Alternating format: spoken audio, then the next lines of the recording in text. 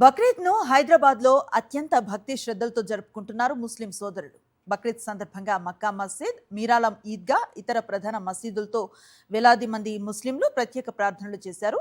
ఇబ్రహీం త్యాగాన్ని స్మరించుకుంటూ మేకలు, గొర్రెలను బలి ఇచ్చి మాంసాన్ని 3 భాగాలు చేసి పేదలకు పంచుతారు. బక్రీద్ను త్యాగానికి, భక్తికి ప్రతీకగా భావిస్తారు ముస్లింలు.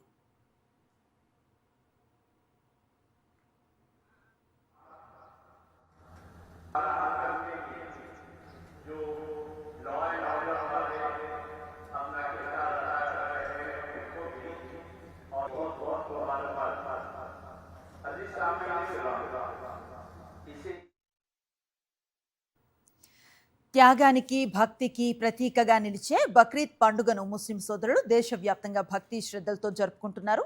ప్రవక్త ఇబ్రహీం చేసిన గొప్ప త్యాగాలను స్మరించుకుంటూ ప్రత్యేక ప్రార్థనలు, కుర్బానీలు సమర్పిస్తున్నారు.